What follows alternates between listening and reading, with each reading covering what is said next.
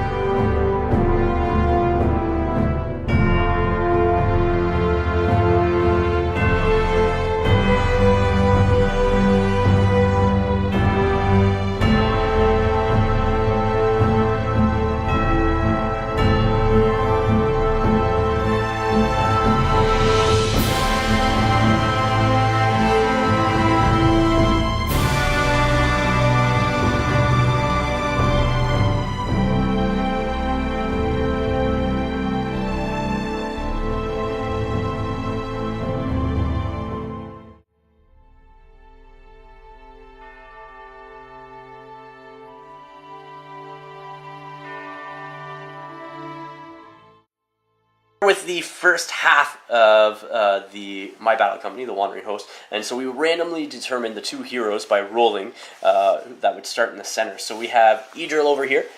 He is starting in the center. So Idril is Fight 5, Strength 4, D6, 1 attack, 1 wound, Courage 5, 2 might, 1 will, 1 fate. Has Elven Blade, Heavy Armor, Shield, and then also has Heroic Presence, which allows me a free heroic combat a turn. Over on this side is Nailoth. Nailoth has an Elven Glaive, Heavy Armor, so he's Fight 5, Strength 3, D5, 1 attack, 1 wound, 5 Courage. He only has 1 Fate, doesn't have any might or anything else like that, but he does have Lead by Example, so every other model, friendly model, within 6 inches of him gets +1 Courage, which is really good. In the back here, we have... who do we have? We have Galadane over here, and then the other one is Boreal over there. So that is the one half of the battle company starting in the center of the board. I'll show you the second half next. And here we are with the other half of the Wandering Host. So we have the leader here, Aradane. He is currently sitting at 5 fight, 3 shoot, strength 4, d5, 1 attack, 1 wound, 5 courage, 2, 2, and 1. He does have an elven bow, elven cloak, heavy armor, and then has no special rules. Over here we have Anwell, who is my expert shotter. So again, 5, 3, 3 strength, 5 defense, 1 attack, 1 wound, 5 courage, and then 1s across the board for Might, Will, Fate. He has the elf bow, heavy armor, but he has expert shot, which allows me to shoot twice in the shooting phase. Protect their border, so he automatically passes jump, climb, and leap tests on a 6. And then Seasoned Archer, which allows him to move his full distance and still take a -1 to his shoot value. Over here, we have Feanor. So he was just recently promoted, and so he has Elven Blade, Shield, and Heavy Armor. And then everything else is the same as the Mirkwood Elves with Shield. So he has D6, 1 attack, 1 wound, 5 courage, and he only has 1 Fate. So that faction there will be randomly deployed on the board.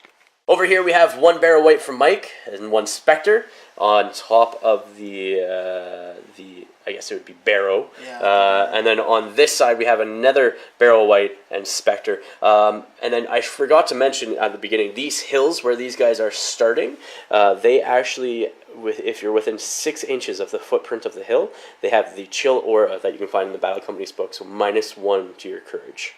So that is that. I'll show you, and over here, Mike has already set up nicely, actually. He has, 8 wargs that will be coming in randomly. They'll get moved around. Yeah, just so we can see them. Throughout the board. So this is the board we are playing on, is 4x4 grasslands. We have some nice trees. Don't mind that. Nice trees that Ben Boomer has made up.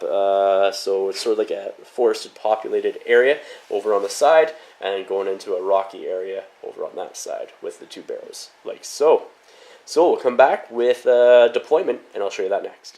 I should also note, north side is going to be that board edge. Over here is going to be east, south, and west. So that is the board edges. So we're going to start rolling off for my guys here to see where they deploy. So starting off first is going to be Aradane.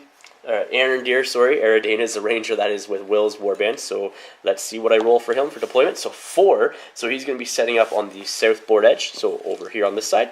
Up next is going to be Anwell. He has a 3, so he will be setting up on the eastern board edge, so setting up over on this side somewhere. And then we have Feanor. Let me see where he sets up. 2. So he'll be setting up on the western board edge, all the way over there. And then we have Tolkien here, and he'll be setting up on the southern board edge as well. And then we have Salistar, and let's see where he sets up. So he sets up on the northern board edge, all by himself, all the way over here. We split up pretty good, actually. So here we are with my deployment. So I have Anwell over here setting up in the open so he can shoot into whatever needs to be shot at. Over here we have Arandir and Tolkien up on the hill. On this side, all the way over here, we have Salistar. And then on that side, all the way over there, we have Feanor, the hero by himself. So that is deployment for the match. So let's roll for round 1. Priority. I got a 3. Mike has a 4. Goes to Evil. So starting off the round, Mike here is going to use this Barrow White and try to paralyze Mr. Idril right over there. So he needs force to use paralyze. And it does not go off. Thank you. That sucks. Thank you. Second Barrow White over here has moved and has the 1 warrior back there within 6 inches. Are you going to try to... Just 1 die. Just 1 die for paralyzed. Okay, needing a 4. He is paralyzed, so he does fall prone. And at the end of the fight phase, if I have people in base contact with him, I can try to get up on a d6 roll of a 6. Spectre has moved up. He's going to try to fell like that warrior back there, which is Galadane. I do get +1 courage from that, but -1 from being within 6, so there's still courage 5. Yep. So fell light, I need to make courage roll. Here we go. So double 6s. Look at that roll. So he is fine. Spectre over here. Where is he moving to? Bring him over to here, Okay. and I'll fell light that guy. And you're gonna fell light nail off there. So let's see if I can make it.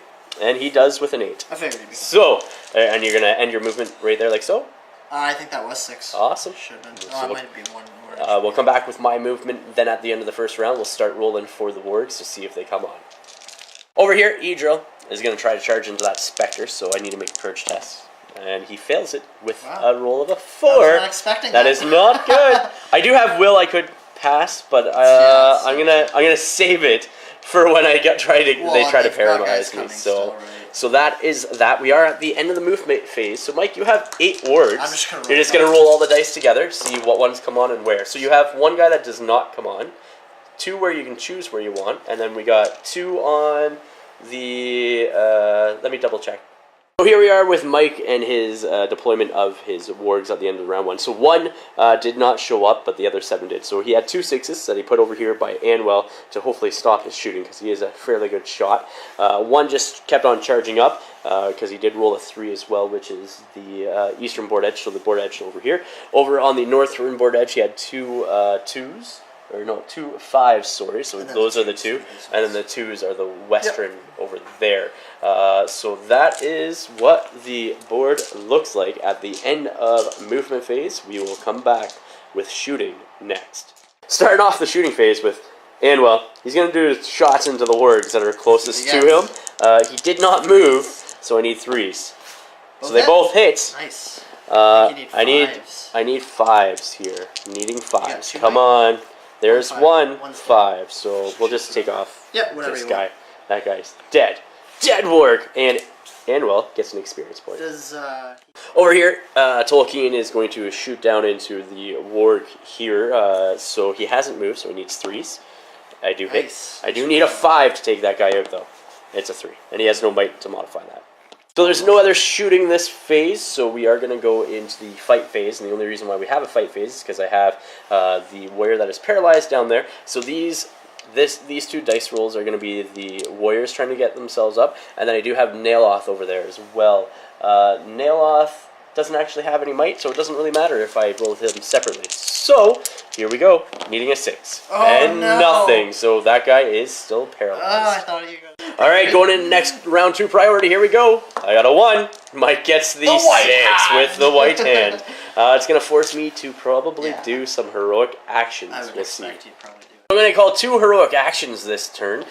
First one is going to be Arendir up here. He's going to call a heroic move. And then Idril is also going to call a heroic move, which will get these guys hopefully in on somebody. So, you don't have any might to counter. So we're going to start off with Arendir here. He's going to charge that barrel white over there. So I do have a -1 to my courage. So he is only courage 4, but I do have 2 will, which is good. And I make it with a 10, naturally. So he is going to charge in on that barrel white, like so. Like so. Over here, Idril is going to try to charge that specter there. And he... Look at that roll. He rolls a 4 again to get in. So he is courage 5. And it is pretty important, I think, at this point in time to get him in there to prevent these wargs from coming on. So he is going to use his 1 will point to come on all the way over here and hope that you don't paralyze him.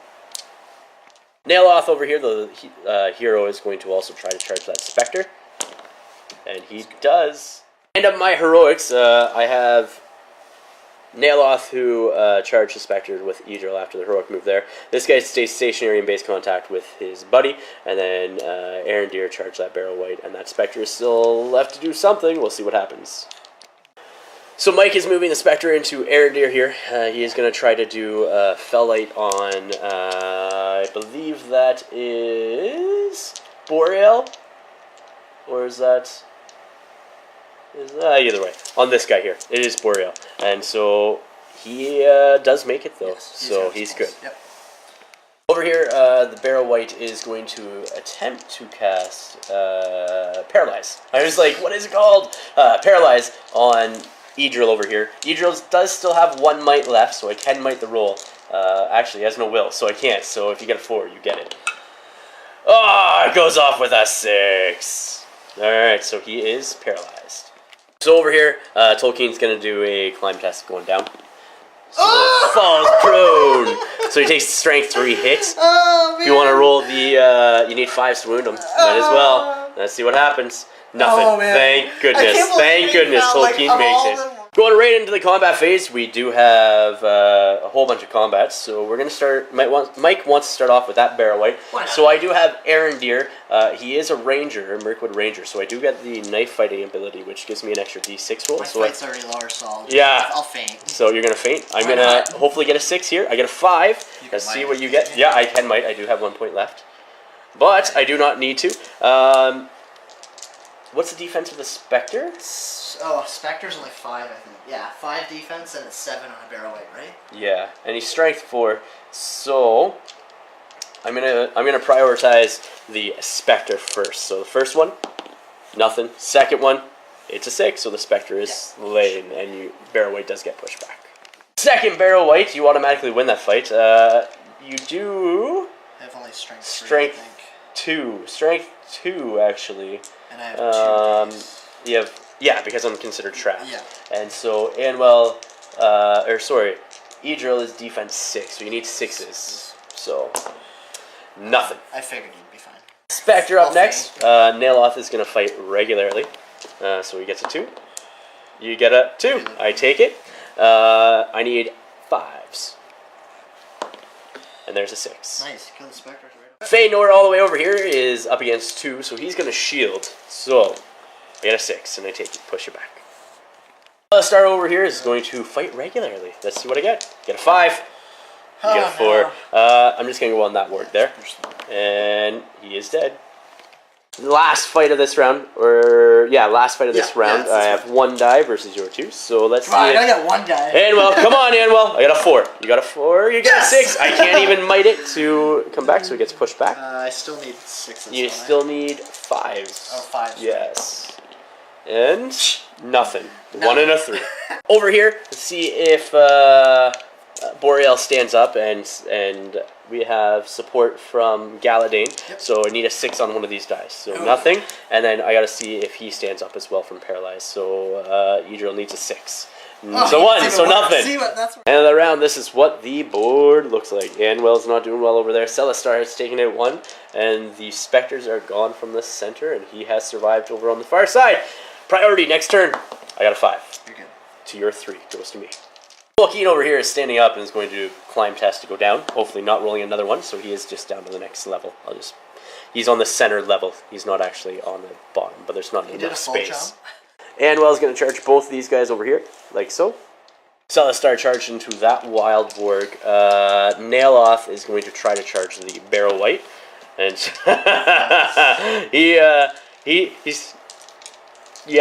fails. He doesn't even have will, because he was promoted to hero, so he fails. That's boo. Over here, Arendir is going to try charging that Barrow White, and he makes it. So he's coming up on him like so, if he'll stay on the hill without falling. Sort of like that. Feanor all the way on the far side is going to charge the warg on our right, or Mike's left, like so. And over here, these guys are going to stay in base contact to hopefully help each other up if they can. We'll come back with Mike's movement though next. Barrow White over here has moved into combat with Idril and then is going to try to do a paralyze on Nailoth, who doesn't actually have any will. So it does not go off. You have 1 will left on that Barrow White. End of the movement phase. The only movement that Mike had was the warg over here just charging up to hopefully get on these heroes. So let's get into combats, because I have no shooting and neither does Mike. Starting off over here with Arendir and the Barrow White. He only has 1. Yeah, Mike's going to fight. I only have 1 die now because he doesn't have multiple people in base contact with him. So he still does have 1 might left. And I rolled a 1. Ah! Yes! Yes! We both rolled a 1. I take it on fight value. Don't even need to might it. So your D7. I have strength 4, so I need 6. Chance I had to win 6s, and that's a 4. I can't even do it. One chance can't even do it. Oh. And well, on to Wild Wargs, fighting regularly. I get a 1! You get a 3. Can you kill him, though? You need 5s. And he is wounded. Can I take him fate? Fate! No! I can't even might it, so he is injured. Celestar versus 1 Warg. I got a 3. to your 3. I take it on 5 value. Yep. And can I take it with a 5? He does! Nice. He's killed 2 wargs himself! Alright! Nailoth over here is going to be fighting regularly. I get a 2. Oh no! So Mike's 1. Here we give it to you. Yeah. D6 roll. Let's see if I can wound, needing 5s. It's a 3, so nothing.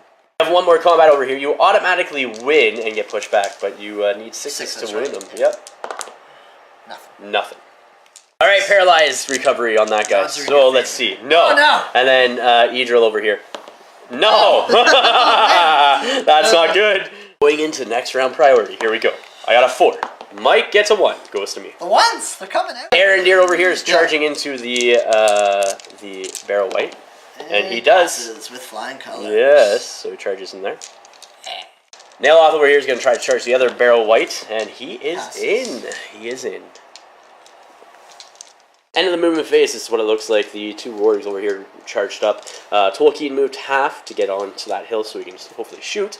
Celistar is moving around to come help his allies. And then these wargs over here have been charged. So we're going to go into the shooting phase next, right into that. Tolkien here is going to shoot into that warg there. Needing to hit on 4s because he moved and rolled a 2. Going into the combat phase, we're going to start off with Arendir over here on the barrel white. So I rolled a 5. Yeah, I'm assuming you're always going to faint. Yeah. So needing 6s on the roll, though. Let's see what I get. Oh, there it is! And the barrel white is dead. Did you see that too? I rolled a 1. Yeah. Again. I've been rolling pretty crappy too on some dice and good on others. So we'll continue moving on. 4 1s in a row. The barrel white versus Nailoth. Nailoth gets a 2. Versus your 6, Finally. you get it. You do need 6s because you're only strength 2. Oh. Let's move into Galadane up against that warg. So I get a 2. Versus your 1. Can I take him out with a 5? Yes, I can. Galadane gets some experience. Last fight of this phase is going to be Feanor up against 1 warg. I get a 2 again. Ah, you got it. Push me back. Can you take him out? You need 5s. No, that's a 3. I saw it. This is what the board looks like at the end of this round, which does lead us to the end of the battle, because you are technically broken below 50% at this point in time. I'd probably lose all my guys anyways. Yeah, with low courage and stuff like that. So, you would have made it! So we will come back with the War's Aftermath for my battle company next. Okay, so War's Aftermath, starting off with the injury roll. So I only have 1 injury roll on Anwell here, who I do not want to die. So I need to roll 2d6 and see what happens. So 8 full recovery, which is fantastic. That's what I wanted for him. Alright, so these are the 2 guys that have promoted from my this turn, or progressed this turn. So I have Celistar, who currently has 1 experience that he gained from slaying multiple models, and then 1 experience for participating in the fight. So he has 5 total experience, so I'm going to roll this progression roll right now. 4. He is promoted, so let's see what he gets promoted to. I think Palace Guard. So now Celistar is going to be replaced by this model here, which is one of my Palace Guards. So that's really good. So now I need to roll on the progression. So for Arendir, and he is going to do, I think, combat progression. Combat. Here we go. Let's see what we get. I get a 2. Strength and defense. Strength has already went up. So you have to do defense. And yeah, so it's gonna be defense. So he's gonna be 7 defense. He's gonna be 6 defense because he's in heavy armor. 5. So yep. So he's gonna be going up to D6. All right. So I have 4 influence from winning this combat. So I'm gonna do a reinforcement roll. So let's see what I get. So 1. So you can get it off with shield if you I've gotten before. I will use that 1 to So the old Celistar model will be a new warrior model of some sort. So here we are with my battle company at the end of the War's Aftermath. So current company rating is 236 points. We have Arendir, who is bumped up to be being worth 50 points because he got the defense increase. Anwell and he's sitting at 20 experience as well. Anwell here is sitting at 18 experience, so he should, in his next match, level up. We have Idril is sitting at 19 experience, so should level up as well next match, as long as he doesn't die. Feanor is sitting at 13, so again, probably sitting at enough to bump up next match. And then Nailoth is also sitting at 13. So my 4 heroes here should level up next match. In the back here, we have Galadane, who is sitting at 4 experience, so he should get a progression roll. Tolkien, if he wounds somebody, because he's sitting at 3 experience, should level up. Celestar won't level up because he's sitting at 5 experience. And then we have Boreal, who's sitting at 3. And then the last one on the far side here is Urian, who is sitting on 0 because he is the newly acquired infantry model. So that is my battle company to go into the next match. We'll come back with the after action report next. Here we are, guys, with the after action report. You just saw the match between the Wandering Host of Thranduil's Halls and the Barrow Whites and such. Yeah, you know what? I think if dice rolls were a little bit less in my favor, it would have been completely different. It was actually pretty because good. it was pretty good match. It was like one round where like a lot of people died, and that was about it. Yeah. That then after that, you couldn't get out of those paralyzed. Like, and that's why I'm like, I was glad that I got in where I did. Because I'm just like, you were gonna paralyze everything, and I'm really surprised that you didn't rush your wargs up. I thought about it. Because I think I should have. You should have, yeah, in my opinion. Because like what you should have done is maybe put one warg on each of the guys on the outside. Yeah. And would have gave you more guys in the center. Right? Yeah, for and then that's how I would have played it if I were you. The only ones I would have kept is probably your, I think it's Arendy or whoever's No, it's Anwell. Anwell, yeah. Anwell. He's the only one I would have kept multiple because he can shoot twice. So as soon as they run away, it's pick them off. Well, you keep one ward near each of them to force you to charge them, or you're going to be charged, right? Yeah. Because I only had on the 3 sides one model on each side, where you had multiples on each side, so then you could have had extra guys in the center, and I think that's what went wrong with that for you. If you went that way, 4 ones in a row. That was that was pretty good. But I think that would have been a different game if you got the wargs to the center. Yeah, if I got a couple more instead of charging multiples on them, because it was all about you. To play to the objective for you, you want to kill the 2 heroes in the center. Yeah. And so for me, I really just wanted to break you, and which I did. Yep. Yes. So I think that could have been slightly different. Any heroes in the match? Not really. Your Barrel Whites, actually, you know what? They did good paralyzing people. I don't like paralyzing. I think your Arendir, I think, was the Arendir was mine. He got 2 kills, didn't he? 2 kills, yeah. And he killed like big ones, yeah. And the Barrel White. So Arendir is definitely mine. So I'm sitting at 10 models my battle company now, which is really, really nice. I think my 236 is my company rating, and I do have a Palace Guard. I had one before, but he died. Yeah. Maybe. Yes, Mike. So that's that. Guys, thank you for watching. Mike, thank you for coming. Yeah, man. Please remember to check out the links below, and as well, please remember to like, share, and subscribe. Until next time, ignite your hobby.